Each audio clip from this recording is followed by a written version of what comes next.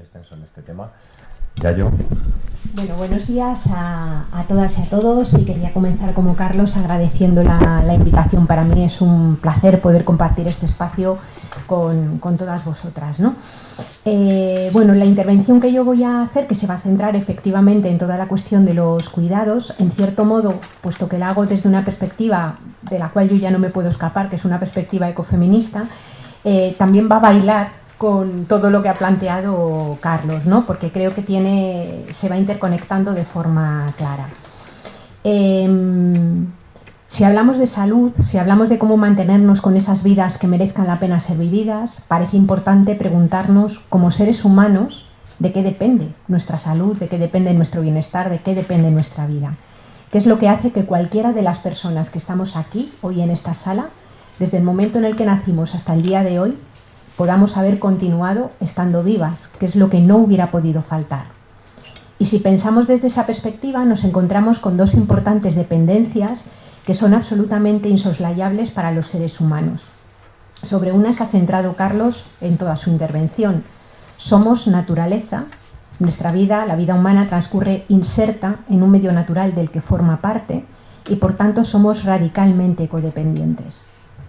Quiere decir esto que todo, absolutamente todo, lo que desde una perspectiva antropocéntrica necesitamos para sostener la vida, procede en primer lugar de la naturaleza, a partir de esos bienes fondo que a partir de los ciclos naturales generan riqueza natural, que es utilizada en el metabolismo social, en el metabolismo económico para producir bienes y servicios, y a su vez nuestro propio metabolismo económico extrae recursos finitos de la corteza terrestre, petróleo, gas natural, carbón, cobre, litio, que son recursos, insisto, finitos, que son susceptibles de ser extraídos simplemente hasta que se agotan o no resulta rentable ni energética ni económicamente su extracción. Por tanto, somos seres ecodependientes sujetos a esos límites físicos, y es importante tener en cuenta que esos límites físicos en este momento ya están completamente superados. A todo lo que ha planteado Carlos, que a mí siempre me emboba escucharle cuando hace estas intervenciones, quiero añadir todo lo que incluso un organismo cero sospechoso de ecologismo radical como es la Agencia Internacional de la Energía ya reconoce. En el año 2006 se alcanzó lo que se denomina el pico del petróleo convencional, en una sociedad, en un metabolismo globalizado que podría decirse que come petróleo.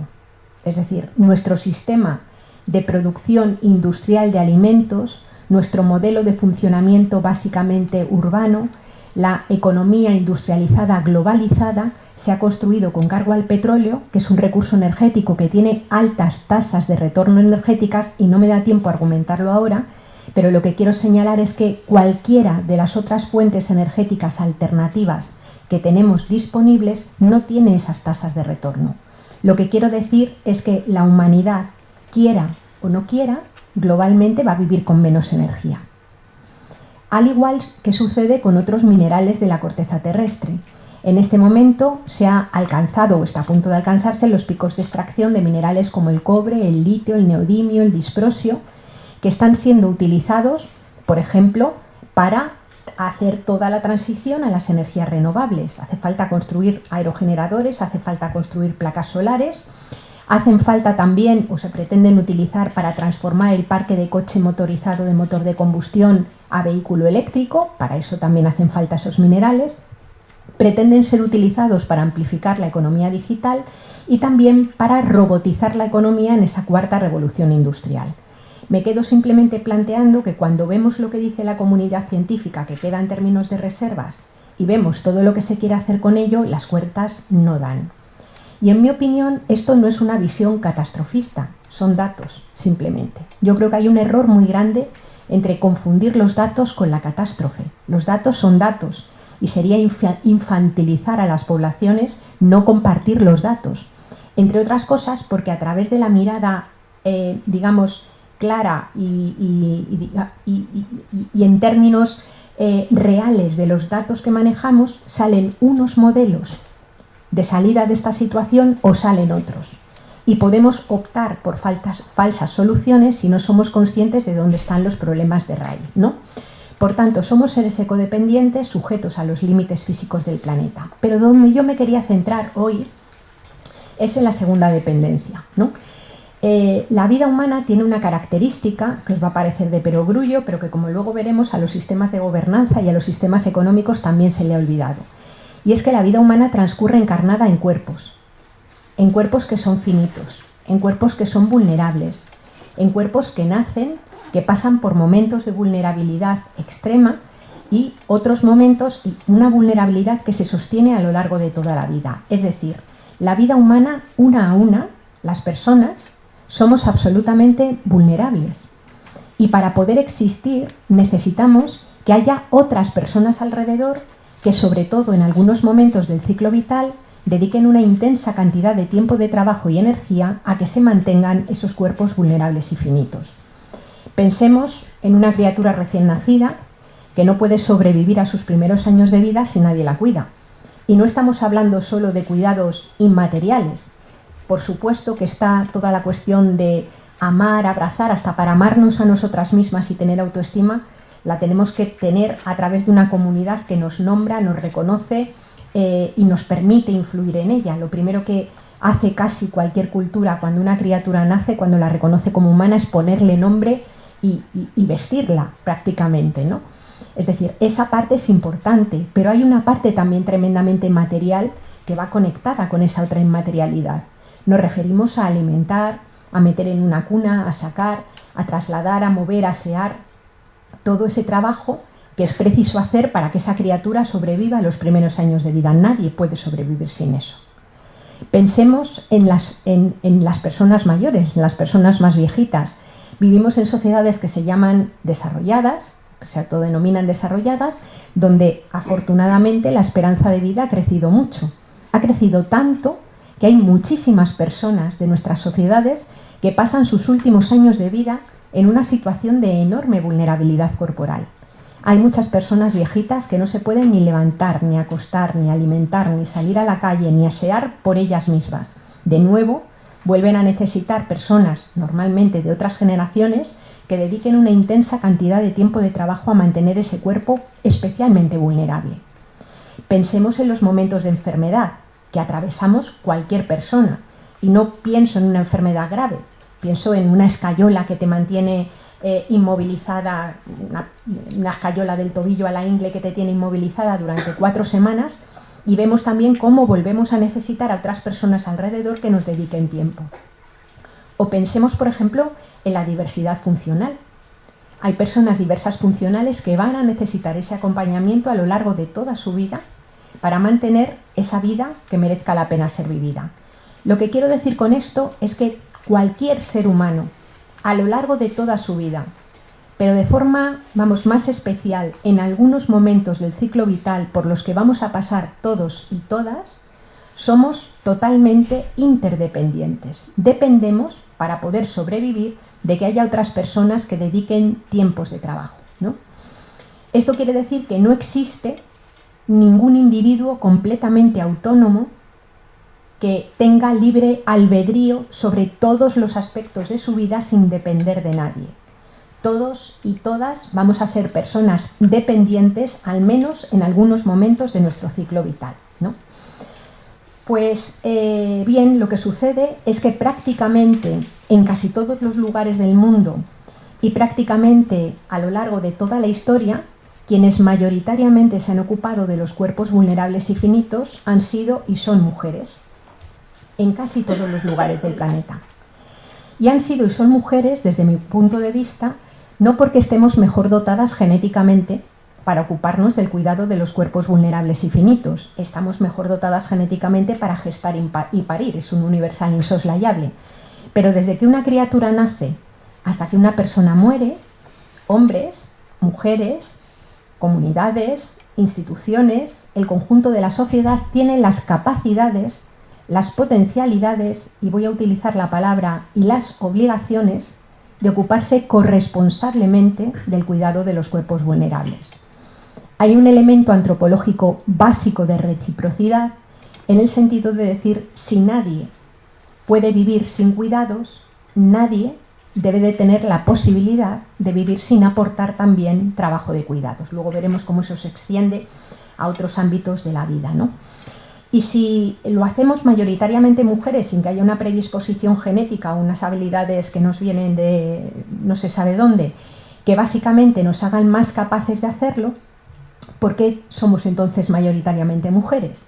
Bueno, pues somos mayoritariamente mujeres porque vivimos en sociedades que tienen una particular división sexual del trabajo, que son las que denominamos, luego entraremos en ello, sociedades patriarcales, que de alguna manera asignan de forma no libre a hombres y a mujeres determinados roles que son en realidad mandatos, que son normativos para comportarse dentro de las sociedades que tienen este tipo de organización, ¿no? ¿Qué fórmulas o qué mecanismos existen para asignar de forma no libre estas tareas? Bueno, pues tenemos en primer lugar todo el proceso de socialización, donde desde que nacemos vamos siendo personas educadas en asumir determinados roles y determinados comportamientos, interiorizando sentidos del deber diferentes. Los hombres, mayoritariamente, interiorizan sentidos del deber dentro del espacio público, asimilando determinados conceptos de éxito que suelen ser también normativos, mientras que las mujeres interiorizamos unos mandatos de género que nos hacen asumir con mayor sentido del deber el cuidado, sobre todo dentro de una institución que funciona como la gran corporación del patriarcado, que es la familia. Es decir, asumimos un mayor sentido del deber en esto que algunas personas dentro de la economía feminista han llamado el servicio familiar obligatorio, que es ese sentido de tener que asumir, de tener el deber de asumir el cuidado sobre todo de las personas de nuestra familia. Esto hace que, por ejemplo, una persona como yo, que tiene 53 años y que vengo de una familia donde somos 5 hermanos y hermanas, y tenemos que cuidar a una madre, digamos, las 3 chicas nos sale con mayor facilidad el cuidado de la madre que a los 2 chicos que también lo hacen, pero que hay que estar recordándoselo con cierta frecuencia, ¿no? Ese sentido del deber opera de esta manera, pero además el proceso de socialización nos hace interiorizar determinadas normas y también sanciones. Los estereotipos de la mala mujer, la mala esposa, la mala madre, la mala hija operan y castigan también en un marco social, imponiendo unas sanciones de las cuales te es muy difícil zafarte, interiorizando unos sentidos de culpa muchas veces cuando no asumes, digamos, los roles normativos. Otro mecanismo que opera es lo que se llama el amor romántico, esa idea de que las mujeres parece que estamos como que se ha apoderado de nosotras una especie de frenesí amoroso que nos hace desear con mucha fuerza renunciar a nuestros propios proyectos para poner nuestros tiempos y nuestros esfuerzos al servicio de que otras personas construyan los suyos, ¿no? Ese, digamos, concepto, hay un libro excelente de Mariluz Esteban que se llama Crítica del pensamiento amoroso dentro de la antropología, ¿no? Que yo creo que explica muy bien toda esa esencia amorosa. Y por último, el miedo. Estamos viviendo un momento en el que está aflorando con mucha fuerza lo que son las violencias y los maltratos machistas, que tienen una punta de iceberg, una parte visible en los feminicidios que estamos viendo que se viven en diferentes lugares del mundo, pero esos feminicidios solamente expresan, digamos, una parte del maltrato que se esconde en ese espacio invisible a la economía y a la política que son los hogares. Luego entraremos en ello, ¿no? Por tanto, digamos que disponemos de un sistema que de forma normativa asigna las tareas del cuidado cotidiano de la vida, de la reproducción generacional y cotidiana de la vida, mayoritariamente a mujeres, ¿no? Ecodependientes y sujetos a los límites físicos del planeta, interdependientes y una a una las personas vulnerables. Esto nos hace, cuando hablamos desde las perspectivas ecofeministas, entender que la vida humana, cada vida humana en solitario, por el hecho de haber nacido, no es una certeza, es una posibilidad.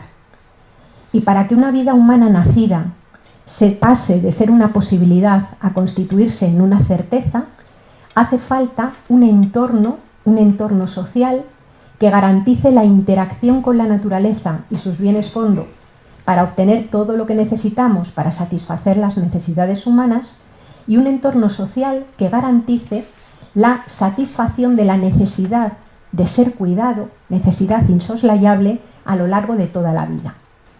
Por eso hablamos, y nos gusta hablar, del enfoque de la sostenibilidad de la vida humana.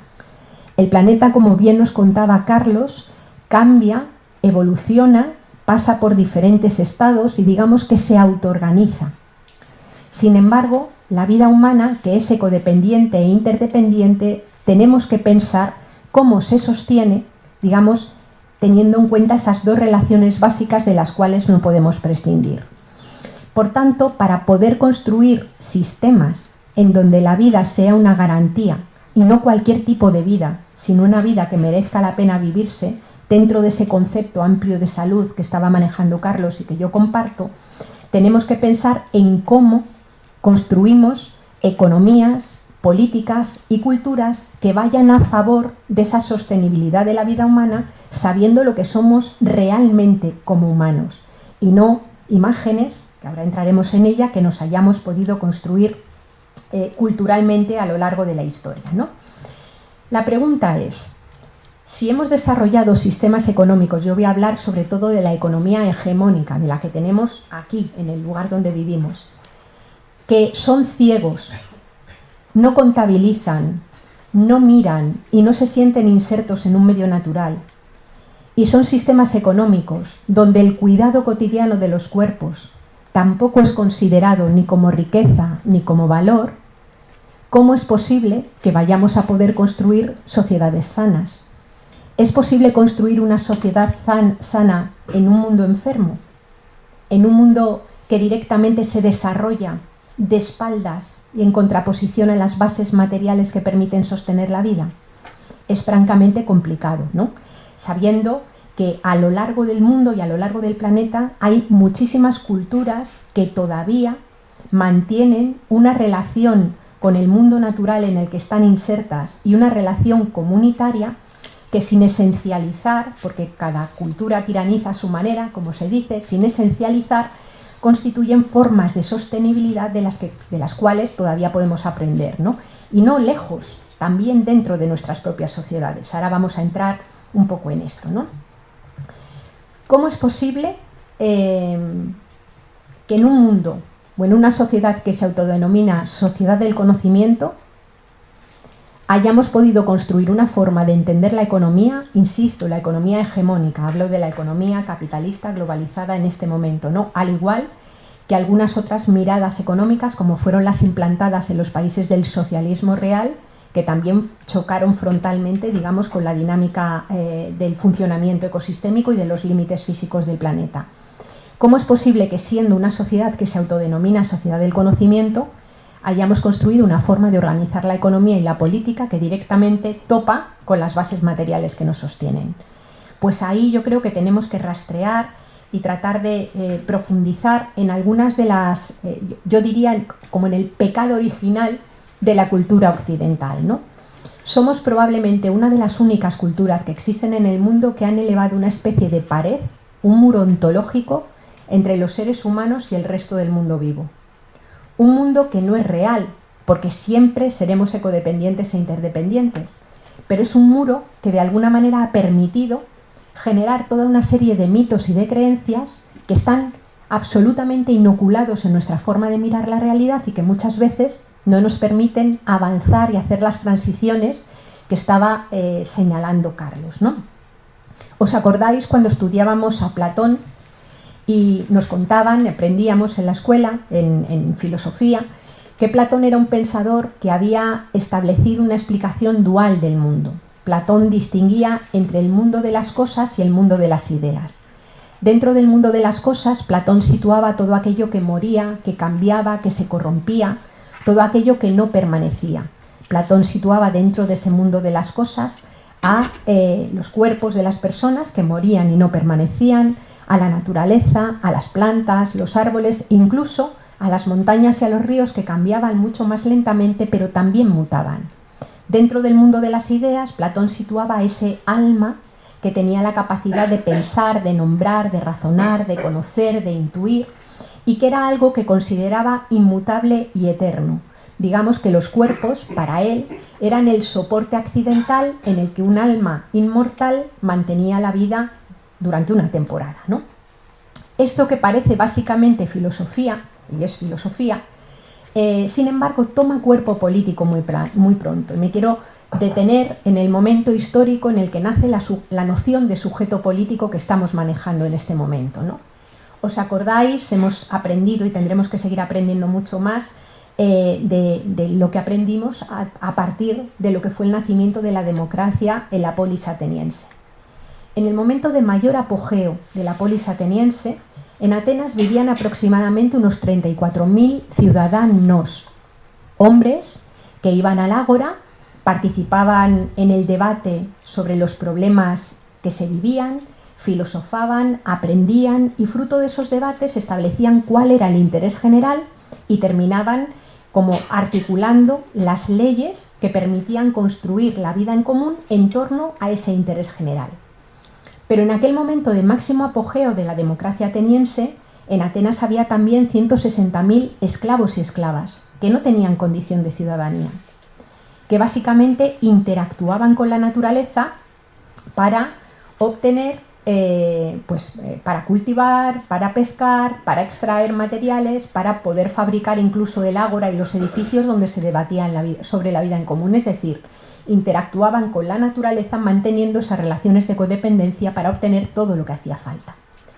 Y no solamente había 160.000 esclavos y esclavas procedentes de territorios invadidos y colonizados, sino que había, es de suponer, unas 34.000 esposas de ciudadanos, que tampoco eran ciudadanas, que tampoco formaban parte de ese ágora, de ese espacio público en el que se debatía sobre la vida en común, sino que tenían como función, en un espacio radicalmente separado del espacio público, que era el espacio doméstico, ocuparse de reproducir cotidiana y generacionalmente la vida y la sociedad de los ciudadanos, ¿no? ¿Por qué planteo esto? Porque el sujeto político que nace ya en aquel momento no es un sujeto político que piense, razone, diseñe y establezca cuál es el interés general o las leyes de la vida en común conectado con la tierra y conectado con los cuerpos. No porque pueda existir sin esa conexión, sino porque en un espacio completamente separado del espacio público y político, que es el espacio doméstico, había otros sujetos colonizados, esclavizados, mujeres, otros territorios y otros cuerpos que básicamente se ocupaban de hacer todo ese sostén material para poder garantizar la existencia de estos otros sujetos también que estaban en el espacio público. Es decir, la noción de sujeto político nace desarraigada de la tierra y nace descorporeizada, constituyendo una especie de sujeto abstracto que no existe, una especie de fantasía de la individualidad, digamos, con respecto a la naturaleza y con respecto a su propio cuerpo y al de otras personas, que solamente se puede mantener en la medida en la que haya otros lugares donde se sostiene cotidianamente la vida, ¿no? Esa fantasía de la individualidad solamente es posible mantenerla para muy pocos individuos. Muy pocos individuos en el mundo, y más en este mundo de más de 7.000 millones de personas, pueden comportarse y actuar como si la Tierra no tuviera límites, como si no tuvieran la obligación de ocuparse de cuidar a nadie, incluso como si no tuvieran la obligación de autocuidarse, su propio cuerpo. Y solamente es posible hacerlo porque, insisto, existen otra legión de personas, otros territorios y otros lugares en donde eso se está haciendo. Lo que sucede es que el mundo, nuestra economía y nuestra política en Occidente se ha conformado como si ese, que es un sujeto que no existe y es abstracto, fuera el sujeto universal. Por tanto, se ha terminado conformando un modelo económico, que es un modelo económico que tiene elementos de ficción importantes, que ha alimentado esa idea de estar por fuera del conjunto de la naturaleza y de sus límites y estar por fuera también de la vulnerabilidad de los cuerpos. Es decir, hemos configurado una economía y una política que mira al mundo y a las personas, a su dimensión corporal, desde la exterioridad, desde la superioridad y desde la instrumentalidad. Es decir, los recursos de la naturaleza y los bienes de la tierra y las propias personas son instrumentos al servicio, digamos, de un modelo que se reproduce y que tiene además que crecer de forma permanente para poder sostenerse, ¿no? Así hemos llegado a construir en el momento actual un modelo económico que razona fuera de los límites de la tierra y fuera de los cuerpos. Como muy bien decía Carlos, Cuando miramos y razonamos solamente en términos de Producto Interior Bruto, nos estamos dejando fuera muchas cosas. Porque el Producto Interior Bruto, que razona solamente a través de la vara de medir del dinero, no es capaz de hacerse cargo de cómo evoluciona la fotosíntesis, el ciclo del agua, el ciclo del carbono, o no es capaz ni de intuir toda la aportación que mayoritariamente mujeres llamadas amas de casa hacen estando disponibles 24 horas al día y 365 días al año, produciendo bienes y servicios indispensables para que se sostenga la vida. Nuestro Producto Interior Bruto, por ejemplo, no suma como riqueza, porque se mide solo en términos monetarios, la salud entendida simplemente como ausencia de enfermedad, pero termina sumando como riqueza la enfermedad, porque el negocio de la industria farmacéutica no es que la gente esté sana, es que la gente compre medicamentos, lo que termina sumando como riqueza y haciendo crecer el Producto Interior Bruto es que haya enfermedad. O la paz, entendida como ausencia de conflicto bélico, no suma en el Producto Interior Bruto, pero la guerra suma un montón. La guerra es un enorme negocio y, por tanto, al mirar solo y razonar en los valores monetarios, dejamos de mirar, dejamos de cuidar todos estos aspectos que son inherentes para poder sostener la vida. Nuestro sistema económico hoy podríamos utilizar la metáfora de un iceberg para definirlo, ¿no? En un iceberg, la parte que flota por encima del agua es la visible, es la más pequeña. ¿Qué hay dentro del iceberg de la economía? Pues tenemos todo aquello que se compra y se vende, tenemos las mercancías, tenemos todo aquello, pues, la inversión, la prima de riesgo, la deuda, pero por debajo, con un tamaño mucho más grande y sosteniendo a flote lo que hay arriba, nos encontramos con la extracción de cantidades ingentes de materiales de la corteza terrestre que son finitos. Nos encontramos con forzar la innovación de esos ciclos naturales a los cuales estaba adaptada nuestra especie. Y nos encontramos con la incautación de una cantidad ingente de horas de trabajo que realizan mayoritariamente mujeres en el marco de los hogares, que se dedican, entre otras cosas, a fabricar una materia prima esencial para el proceso productivo, que es la mano de obra.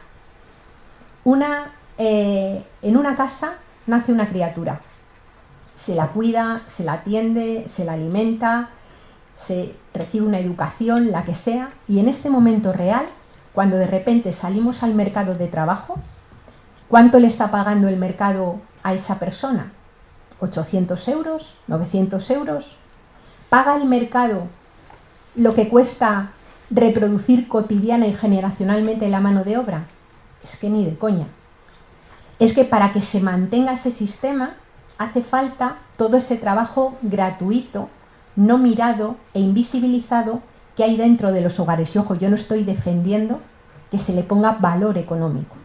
Lo que estoy defendiendo es que contabilicemos otro tipo de cosas. Esa tarea de cuidado es absolutamente fundamental para que exista lo de arriba. Por eso decimos que en este momento este modelo económico capitalista mundializado es patriarcal porque se sostiene sobre toda esa cantidad de trabajo que se hace en el hogar, es antiecológico porque extrae cantidades ingentes sin observar límites y destruye, digamos, o modifica la forma de organización de los ecosistemas a los cuales está adaptada nuestra especie, es injusta porque es capitalista y todos los datos nos dicen que se distribuye cada vez de forma más, digamos, injusta, es decir, desigual e inequitativa, y genera, y además es colonial, porque en este momento, digamos que el desarrollo, el llamado desarrollo de los países más ricos, solamente es posible utilizando bienes y recursos que vienen de otros lugares. Si cualquiera de los países que llamamos ricos tuvieran unas vallas que, además de no dejar pasar personas migrantes, no dejaran entrar ni materiales, ni energía, ni pesca, ni alimentos de esos lugares, cualquiera de esos países ricos se desplomaría en 2 meses. Son países absolutamente dependientes de los recursos, de los territorios, digamos, neocolonizados, ahora ya no solamente por la vía de los ejércitos, sino también, por ejemplo, de tratados comerciales de los que están proliferando muchísimo con ese sistema de gobernanza que va en contra de la tierra, ¿no? ¿Por dónde tenemos o por dónde podemos ir dando los pasos necesarios para cambiar? En primer lugar, entender y comprender bien que es a lo que le estamos llamando crisis de cuidados o crisis de reproducción social. Nosotras y nosotros vivimos en un país occidental que, como en todos ellos y también en algunas zonas urbanas de los países, digamos, del sur global, en los que las mujeres hemos protagonizado un proceso, yo creo que interesante y potente, a pesar de techos de cristal, de diferencias salariales y demás, ¿no? Y es que las mujeres hemos salido con cierto éxito al único espacio que no te esconde y te niega los derechos sociales y económicos básicos, que es el del empleo remunerado. Pero a la vez que las mujeres hemos salido con cierto éxito al mundo del empleo remunerado, ese mundo de empleo remunerado, insisto, precario, todo lo que conocemos, ¿no? Pero hemos protagonizado ese proceso con cierto éxito, a la vez los hombres no han hecho de forma equitativa el camino contrario. Es decir, los hombres no han entrado equitativamente en el marco de los hogares a ocuparse corresponsablemente del cuidado de los cuerpos vulnerables. Eso ha generado una tensión entre, sigue habiendo, ahora comentaremos que incluso más necesidad de trabajo de cuidados y sin embargo hay menos tiempo para hacerlo. Y aparecen lo que desde el feminismo se ha denominado las situaciones de dobles y triples jornadas, es decir, muchas mujeres que tienen que atenderlo de dentro y a la vez atenderlo de fuera. Generando, si la prisa es tremenda y el robo del tiempo es brutal, la situación de hambre de tiempo que genera una tremenda enfermedad en muchísimas mujeres en nuestros marcos sociales es tremenda, ¿no? Porque además de que hay menos tiempo para hacer el trabajo de cuidados, sin embargo, se han producido determinados cambios sociales que hacen que se requiera más tiempo de trabajo de cuidados. Primero, porque tenemos mucha más población envejecida que hace unos años, muchísima más, y con un cambio en la pirámide demográfica importante. Yo me vuelvo a poner como ejemplo que somos estos 5 hermanos y hermanas a cuidar a mi madre, somos 5 a atender a mi madre. Si lo hacemos pensando en la lógica patriarcal de toda la vida, de la asunción de la obligación familiar exclusivamente individual, de la familia nuclear, de ocuparte de las personas mayores, por ejemplo. Pero de nosotros 5, solamente 3 hemos tenido un hijo o hija. Yo tengo una hija, pero no vivo con su padre. Pero como nos llevamos todos súper bien y la hemos educado en la cultura del cuidado y su padre tiene pareja y yo también, a la mía, bajo la lógica patriarcal, le tocaría cargar con 4. Y algún trozo de algún tío de los que no tienen hijos e hijas. ¿Qué quiero decir con esto? Que con el aumento de población envejecida y el cambio en la pirámide demográfica, la lógica patriarcal de que el cuidado, sobre todo en el momento de la vejez y la enfermedad, dependa de la familia nuclear, hace tremendamente complicado poder garantizar el derecho a ser cuidado y hace tremendamente complicado poder garantizar el cuidado de no tener que invertir toda tu vida a cuidar a los que tienes alrededor. Ese derecho que también deben de tener las mujeres. Por tanto, eso se conforma como un problema que somete a un reto tremendo que está ahí ya, que es el de cómo vamos a hacernos cargo de una forma humana y de una forma decente de las personas que se encuentran en una situación de mayor vulnerabilidad. Pensemos, por ejemplo, en el modelo urbano, en donde se han alejado muchísimo los diferentes espacios en los que se desarrolla la vida humana. Es decir, yo puedo trabajar en un lugar, tener mi residencia muy lejos, tener a mi padre o mi madre en un barrio muy lejano, y tengo que recorrer todas esas distancias cotidianamente para ocuparme de todo lo que hay que hacer. Porque las ciudades y el despliegue urbano no se ha concebido poniendo la vida en el centro, con toda su complejidad, sino pensando en los traslados desde la casa hasta el puesto de trabajo, que es esa mirada del sujeto abstracto que no está aterrizado en las vidas cotidianas. Por tanto, nos encontramos con que el modelo urbano no solamente necesita mucha más cantidad de petróleo para ser sostenido, sino que necesita mucha más cantidad de tiempo de personas. Incluso cómo han evolucionado las ciudades hace que se requiera más tiempo para supervisión del cuidado de niños y niñas mientras juegan. O sea, si los niños y las niñas ya no pueden salir solas a la calle en una ciudad, hace falta más tiempo de una persona adulta que esté controlando en el parque mientras juegan. Es decir, por todos los lados hace falta más tiempo para atender todo eso. Y hay menos tiempo para hacerlo. A eso se le ha llamado crisis de cuidados. Y digamos que en el marco de las sociedades ricas ha habido 2 mecanismos para afrontar esa crisis de cuidados. El primero ha sido básicamente lo que se llama muy elegantemente transferencia generacional de cuidados. Vamos, las abuelas esclavas, viene a ser, ¿no? Es decir, mujeres mayores que dedican un tiempo de trabajo importante a cuidar a nietos y nietas. Y el segundo mecanismo es un mecanismo de clase. Hay familias que pueden pagar parte de esos trabajos de cuidado a otras mujeres que venden su mano de obra. En un trabajo que históricamente ha sido migrante. Primero eran las chicas de los pueblos que venían a servir a la ciudad y ahora es una migración que trasciende nuestras fronteras. Hoy una buena parte de las mujeres que están cuidando en residencias, en las casas, dentro del empleo doméstico, son mujeres que vienen de los mismos lugares que las materias primas que sostienen nuestros metabolismos económicos. Es decir, se vive con cargo al resto del mundo, tanto en términos de codependencia como en términos de interdependencia, generando unas familias que son transnacionales, porque la persona que migra aquí a cuidar deja descubiertas sus propias tareas de cuidados en la sociedad de origen, que también es patriarcal, donde otras mujeres del vecindario de la comunidad se ocupan de realizar todas estas tareas de cuidado, ¿no? Bueno, por tanto, nos encontramos con que todo esto influye de forma determinante sobre la salud, sobre todo también sobre la salud de las mujeres, ¿no?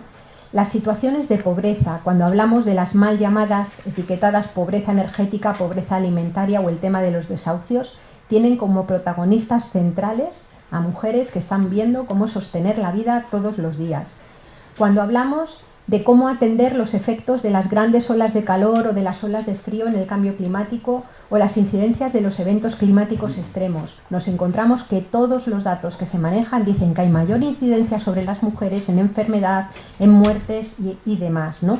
Lo que tiene que ver con los procesos de contaminación, lo que tiene que ver con las diferencias en el proceso migratorio. Nos encontramos con que son mayoritariamente mujeres por el hecho de ser las que están obligadas a sostener la vida en un sistema que sin embargo la ataca, a las que les está tocando cargar con la parte del león, digamos, dentro de todo este modelo. Pero a su vez no son solamente víctimas, sino que son las protagonistas de las resistencias en muchos casos.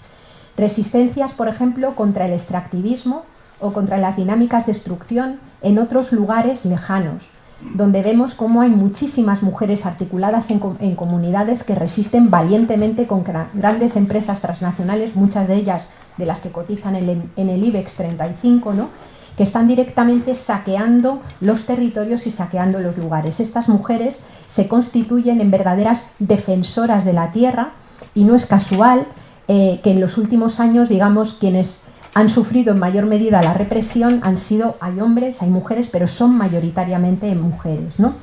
Son mujeres que además ayudan a sostener la comunidad. Yo creo que es clave lo que estaba señalando Carlos, de toda esa cuestión de la dimensión relacional. Es decir, la comunidad, entendida como en el espacio de apoyo mutuo y el espacio de interdependencia, es absolutamente clave para recuperarlo, ¿no? Y esa comunidad es central. Yo tuve la experiencia hace una semana de reunirme con un grupo de familias, 8 familias, que viven en la calle Argumosa 11, que tiene ahora mismo amenaza de desahucio. Porque la dueña que tenía los pisos alquilados ha dejado de ser dueña, han heredado otras personas que viven lejos y quieren subir 3 veces los alquileres que se estaban pagando, ¿no? Bueno, en esa casa había 8 familias que a su vez forman parte de una familia extensa, que una a una son familias pobres y precarias, viven con una renta mínima de inserción, pasan por momentos elevados de tiempo de desempleo alguna de ellas, otra tiene una hija de 38 años con un factor de minusvalía del 76%, es decir, separadas, esas familias no se sostienen. Sin embargo, las 8 familias juntas en el mismo barrio conforman una estructura de apoyo mutuo en donde cuando una no tiene para pagar, lo tiene la otra y sin embargo sí que son capaces de resistir. Es decir, la comunidad genera una resiliencia tremenda cuando está bien asentada en el territorio en el que se vive, y la comunidad es un espacio vital de cuidado precisamente en este momento de crisis global que estamos viviendo, ¿no? Y ahí hay un elemento central, digamos, de protagonismo de las mujeres, no por esencia, sino porque se les ha obligado a jugar el rol de atender cotidianamente la vida, de atender lo que le pasa a las vidas humanas todos los días. Y por tanto han desarrollado una forma de entender las prioridades que es diferente a la del sistema económico. La prioridad es poner en el centro la vida, La prioridad no es la maximización del beneficio. Sin embargo, en el marco económico, lo que hemos interiorizado es una idea de que para que pueda haber una mínima redistribución, tiene que haber acumulación. Cuando ambas cosas compiten entre sí, lo que queda fuera del marco de prioridades es el mantenimiento de una vida buena. Por eso esta otra mirada lo que hace es, decimos, poner en el centro la vida. Permite acuñar un concepto de seguridad radicalmente diferente. Seguridad no será el blindaje de las élites. Seguridad será sobre todo protegernos de la precariedad vital, entendiendo como precariedad vital tener miedo ante lo que va a pasar mañana en todos los ámbitos de nuestra vida. Miedo a no tener casa, miedo a no comer, miedo a no tener empleo. Digamos que vidas seguras y sanas son aquellas que pueden transcurrir sin un miedo permanente ante todo lo que hace falta para sostener la existencia. Por supuesto, construir, y no voy a entrar ahí porque Carlos, coincido plenamente con lo que ha planteado, una idea distinta de bienestar, teniendo en cuenta que pugna y entra en conflicto con la idea de bienestar actual, que es la de tener cuantas más cosas mejor. Ahí se produce una importante tensión que se vive en términos de conflicto. Una idea de libertad diferente, porque podemos desarrollar una libertad y autonomía sobre el propio cuerpo y nuestro libre albedrío sin olvidarnos que somos interdependientes, sin olvidarnos que la autonomía total no existe, que es una ficción, y sin olvidarnos de que si, por ejemplo, entendemos como libertad el derecho a tener cuanto queremos, eso colisiona con el derecho de otras personas a tener los mínimos. Es decir, en este momento luchar contra la pobreza es lo mismo que luchar contra la excesiva riqueza. Y eso también es conflicto, ¿no? Con todos estos elementos desde todos estos elementos es desde donde lo que nos planteamos es esa máxima de decir evolucionemos hacia un sistema que lo que hace es poner en el centro la vida. Y poner en el centro la vida es organizar la economía, organizar la política y organizar la cultura, construir la cultura en torno a una prioridad que es la de mantener las condiciones básicas entendidas de esa forma amplia como se señalaba al hablar de Max Neff, poner como valor máximo el mantenimiento de esas condiciones de vida que no pueden dejar de ser interdependientes. Bueno, pues yo lo dejo aquí y muchas gracias.